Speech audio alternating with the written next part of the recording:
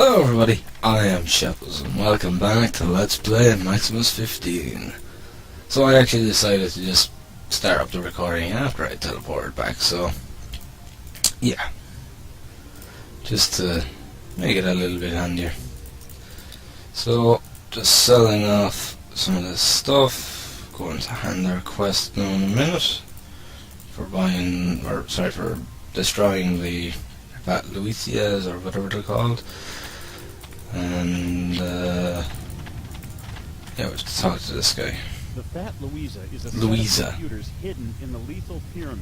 The room in which they are situated has 2 entrances and a small water tank in the middle. There should be devices in the corners inside which the big crystals are rotating. Get close to them. The black light should start working, and when it sucks out all of the information, the crystals will be destroyed. Be careful, as this will cause an explosion. And what about my reward? During the invasion. Oh god, so obviously... right, okay. So basically I should have come back after I found the black light and talked to him then, and because I haven't actually done that, the damn thing has basically not actually counted yet. So I actually have to go back and come back again after that. Right, so I should get my reward the next time we come back to town. That's a load of balls now, isn't it? Okay, never mind. We will do that then. Right, so we'll stock up. There we go. Right. Moving on. Sell, and sell. Recharge that, and we're good to go. And back into action we go. Right, okay. So in the last 2 parts I've been kind of talking about, you know, pros and cons between Steam and GOG and things like that. And one final thing that I have to say is that in which Steam actually sort of wins in my book is modding, because Steam makes it so much easier, because all you literally gotta do is just, you know, download the mod and that's it. It installs itself, and you know, you don't have to do anything. Whereas usually with a mod you'd have to sort of self-install, you'd have to download it, install it yourself, and sometimes you'd have to move a couple of files to a specific folder and things like that. But Steam just makes it so damn easy, so it's so much easier for, you know, fans of a game to get out there and just, you know, get their mod or their custom levels or whatever out there, and they just do it, and that's it. And you know, it just makes it that much easier. Like, you know, for games like Legend of Grimrock, people are making their own dungeons and things. You know, it's so easy for them to just stick it up on the Steam Workshop, and then all someone has to do is just download it, and there you go. You know, it installs itself, and it's all done, and just turn on the game, and there it is, sitting there. There's the very odd one where you have to move a certain file into a particular folder, but it's very easy to find. You know, so it's handy enough. You know, I mean, I've never had issues with any mods on Steam. I mean, it just makes it so damn easy. It's ridiculous how easy it is, in a sense. Cause I remember with older games like Morrowind, and modding was not quite that simple. Sometimes you had to, you know, move a lot of files, you had to extract them to particular folders, and you know, it wasn't always, you know, quite as straightforward to get a mod to work. It sometimes had a little bit more difficulty to it than that. Now, why is that message appearing now when I have already done that? Okay. But yeah, it wasn't quite always that simple. When it comes to when it comes to modding, it wasn't always quite that easy.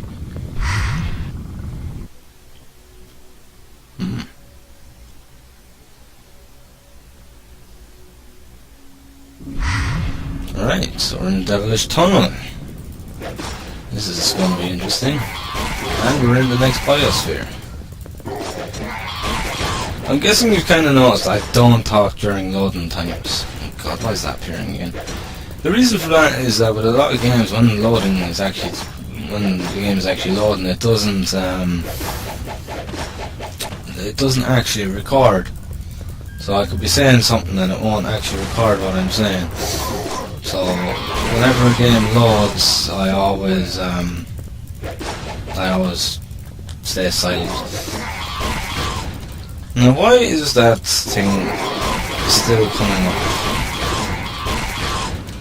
Maybe it's because I need to hand in the quest. Maybe the quest is just a tiny bit bugged. I hope that I don't have to be looking at it for the rest of the game, mind you. That would be rather unpleasant. That would actually greatly piss me off. I have to look at that for the rest of the game. Popping up every now and then. Alright, we're beating through this now. We're now got this Biosphere to do, and then one more. And then we're done. So we are getting there. Without a doubt, we are getting there. And by God, what a long fucking journey it's been. It really has. It's been quite a long one, alright.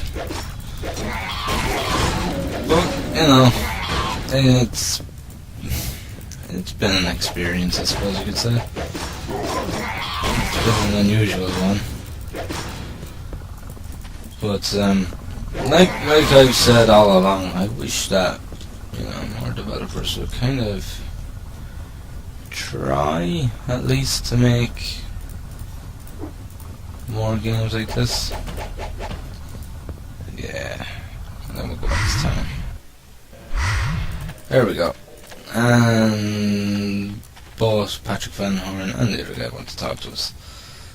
Alright. Nothing there. Armor, nothing fantastic. Nah. Nothing that is of much interest to me there at all. Right, okay, let's just do that. Usual repairs. There we go. Right, let's go talk to him. Fat Louise is clear. The data flew into space, and the black light has gone out forever. I wish I could have seen this marvel of engineering. Such an opportunity, and I was sitting in the base. I almost forgot, I've got a great sword for you. Alright, what have you got for me? Pew. Nice. But I do not use two-handed swords, so that's going for sale. Bit of a shame. I mean, that was a fucking awesome sword, but I just don't use two-handed weapons. They're too slow. Earlier on in the series, if you haven't been following the whole way through, I actually used a two-handed sword, and it was painful to use. It was just really, really, really sluggish and slow, and it was horrible to use. It really was.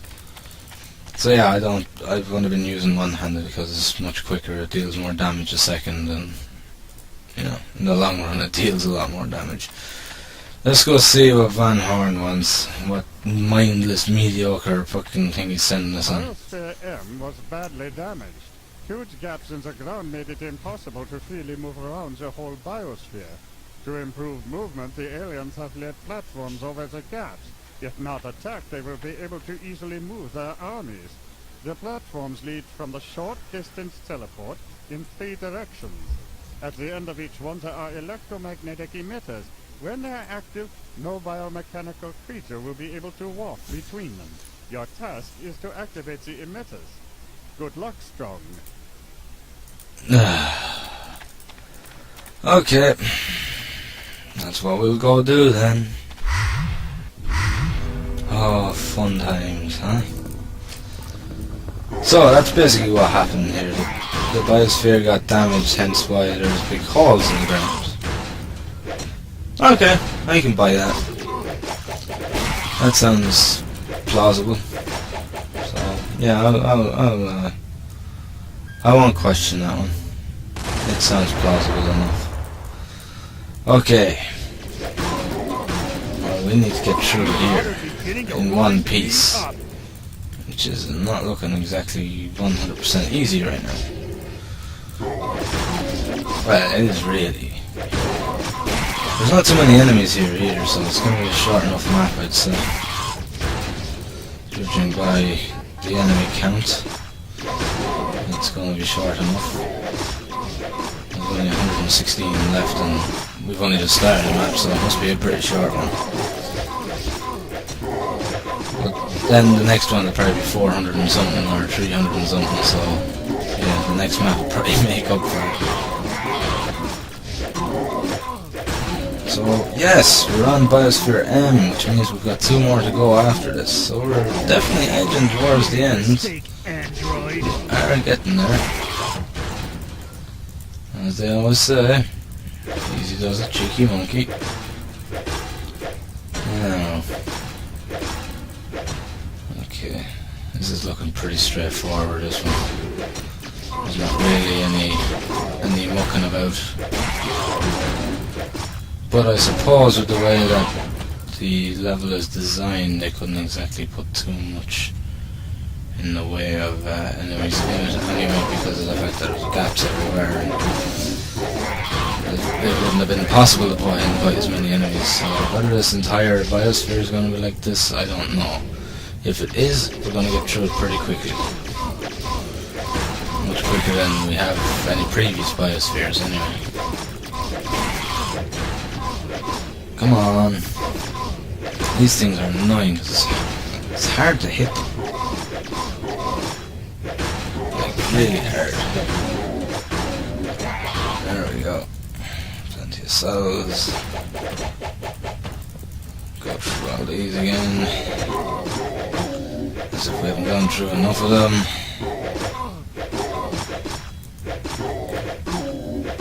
Come on, just hit him. Stop pissing about and just hit him.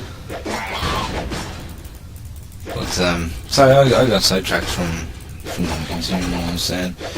But yeah, I mean, when it comes to mods, I think Steam's a winner. I mean, it just makes things so much easier than other methods.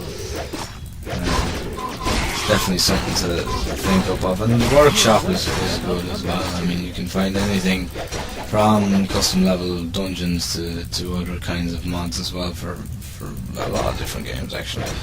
I mean, like for Duke Nukem you can download like player-made maps, fan-made maps and all that kind of thing, you know. I mean, it's yeah, there's just like endless fun to be had out of it as well, and at no extra cost, because it doesn't cost you to download a mod, you know. It's kind of like you know, mods remind me of there's actually a game that's available on Steam for free, and it's called Cry of Fear, and it's a horror game. I've spoke about it in past Let's Plays as well, and it's a horror game that started off as a Half-Life 1 mod, a very heavily modified Half-Life 1 mod, in the sense that, you know, they improved the graphics and everything else quite considerably, and in the end they were actually allowed to actually make it a standalone game as opposed to actually calling it a mod. You know, they were allowed to actually literally put it up on Steam as a game and on their website as well, so it's actually free to just download and play as a standalone game. You don't actually need to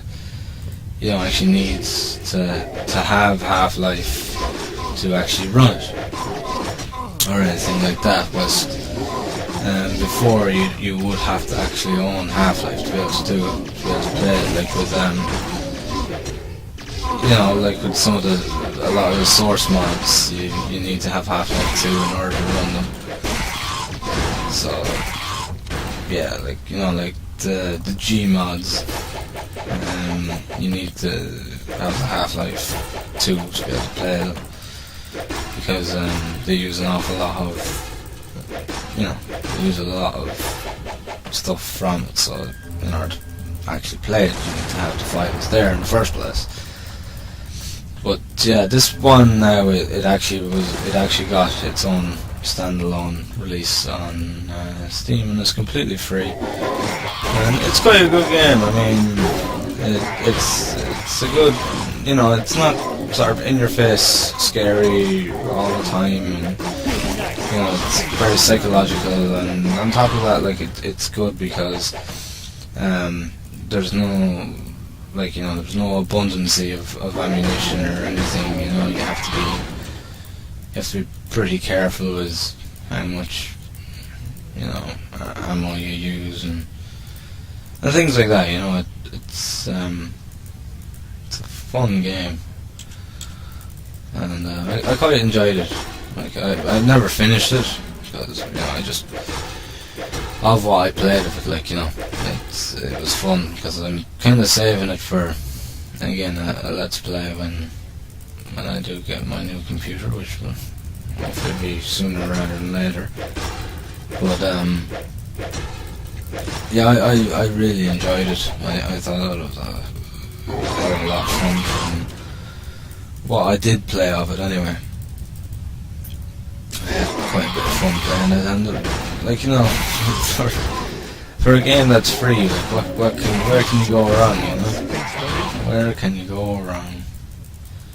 Like, it's not like you can complain about it, is it? Like, even if it was bad, you couldn't complain because you got it for fucking free in the first place.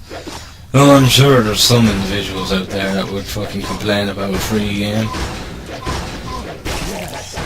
But sure, that's people for you, isn't it? But like there's lots of mods like that available on Steam. Like there's another one called Nightmare House and Nightmare House 2. I don't know whether they're Half-Life 1 or Half-Life 2. I think they're Source Engine, so yeah, I'm guessing Half-Life 1, or try Half-Life 2. Because I believe that the Source Engine was Half-Life 2. So yeah, I mean, like there's a huge community. There's so many great modders out there. It really is. Very, very talented, and some of them even get hired by actual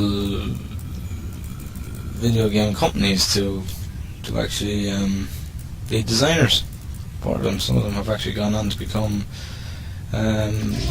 official game designers for big AAA companies, and all they did was a couple of mods for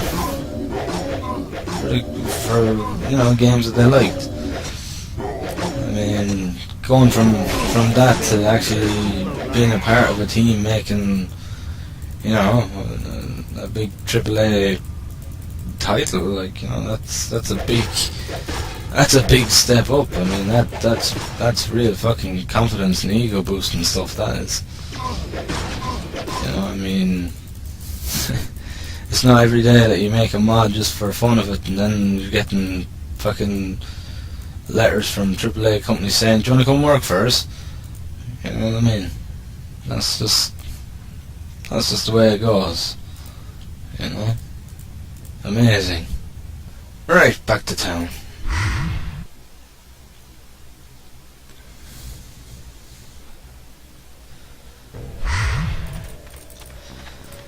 But I mean, like, there are some really talented modders out there. That are really good at what they do. You know, I mean, like most of them just do it as a hobby.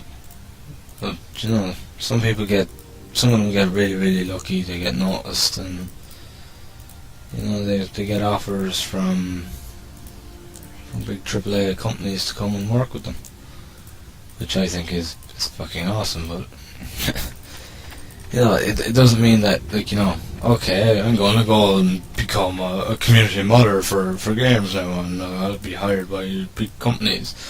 Yeah. The chances of it happening are pretty slim. You'd need to be one hell of a good fucking modder to do that. To grab the attention of someone, you know, from a top AAA company, you know.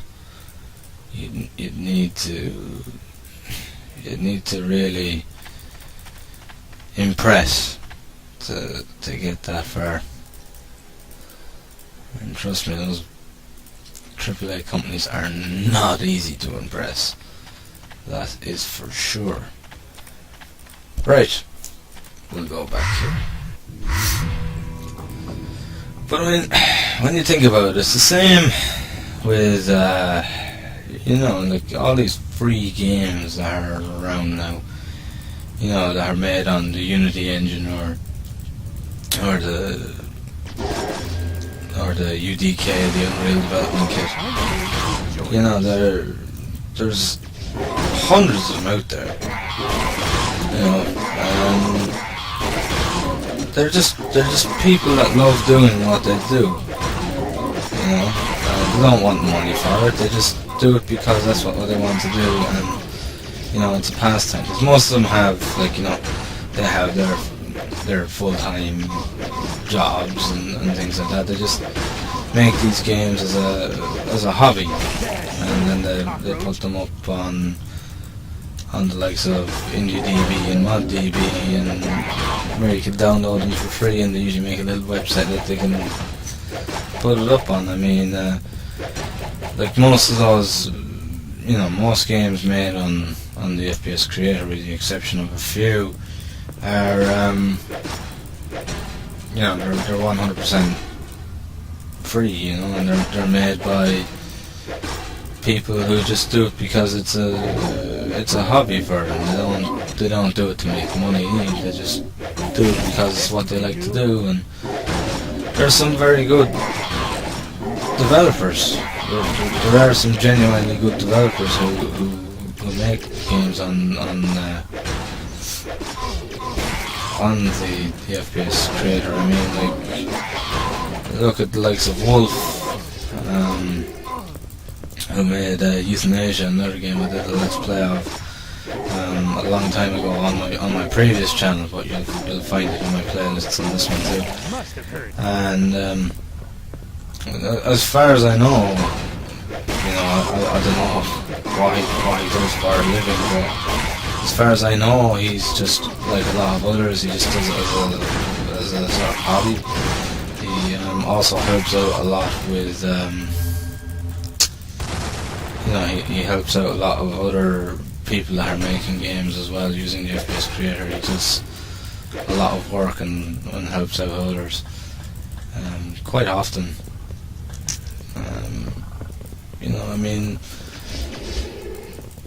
he's got a number of projects going all at once, and you know, the fact that, you know, it's been so long since he's released one himself, I'd say it's as good to say that he's just a part-timer when it comes to it. But again, I might be wrong on that. I don't really know. I'm just kind of, you know, guessing. I'm really not certain on that. But he is a master when it comes to lighting on the FPS Creator. He really is. His lighting is just absolutely substantial. It's crazy how good he is at it. And you'll see that in his game and his game Euthanasia. just the lighting in that was brilliant. Picture of catastrophe.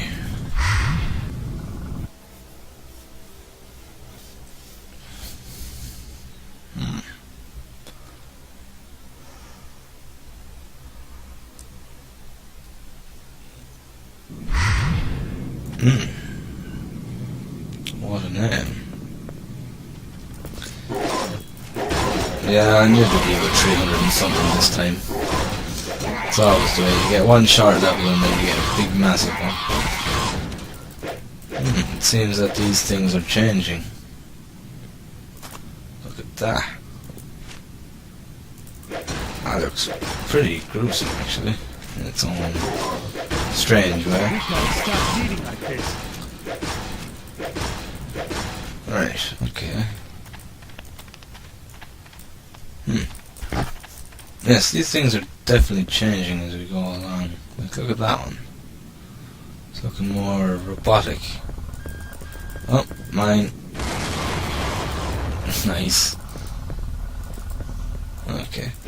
Well, yeah, I mean, there's some really, really talented people out there and who should really and truly go on and do it full time, but you know, I guess a lot of it is down to confidence and belief in their own abilities.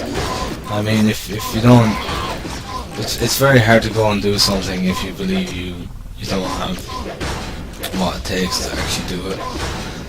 It's something like, you know, it's almost impossible because you're just going to constantly doubt yourself, and you know, so I suppose that's probably why, you know, these guys don't go on to pursue a full-time job making games or making, you know, level design or whatever. That's probably why. It just kind of boils down to just not having the confidence there, which is, you know, it's understandable. I mean, you know, everybody has their own levels of confidence, and not everybody is as confident as other people, you know. Like, you know, you might be more confident in certain things than I am, or whatever, as an example. You know, but you know, there are those that are just so damn talented and they should really be doing it. But unfortunately, it's just not their thing. It's not what they'd envision themselves doing as a full-time job for the rest of their lives.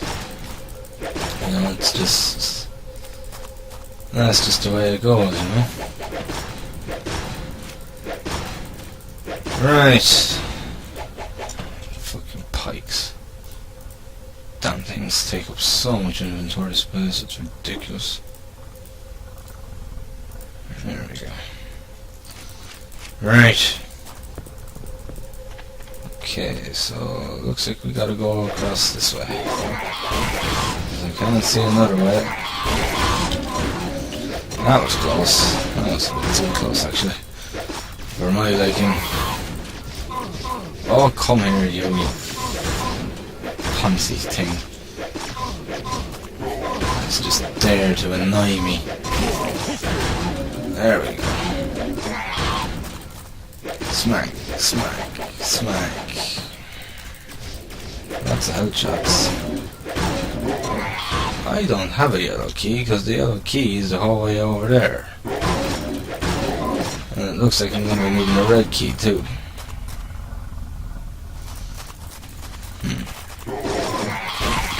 Alright, this is going to start getting a little bit awkward, this much. I can feel myself getting lost here at some stage. I really can feel myself getting lost. Murderous night.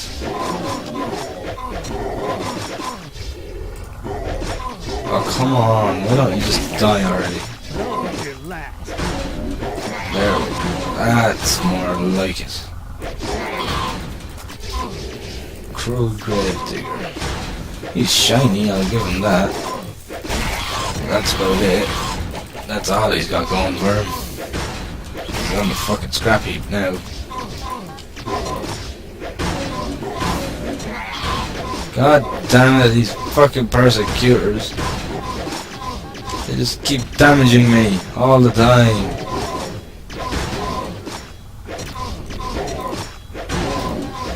Come on. Gotcha.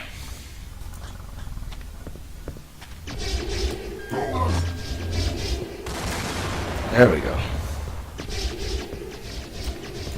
Oh my god.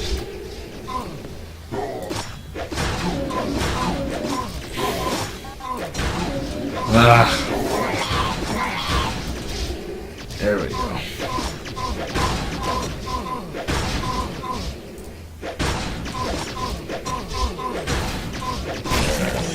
Right, okay, well now we've got the card anyway. Got the yellow card. Not quite sure where to go after that though. Because this is going to be one of these really fucking branchy G levels, isn't it? It's just going to be all over the place. Things exploding everywhere. Ay. Right, okay. Well, I suppose the best thing to do would be to go back all the way over here. And in here, I suppose, would probably be the best option and get the key, but I am going to leave that for the next part though. So thank you very much for watching, guys. I hope you've enjoyed the video, and as always, I will see you in the next one. Thank you, and have fun.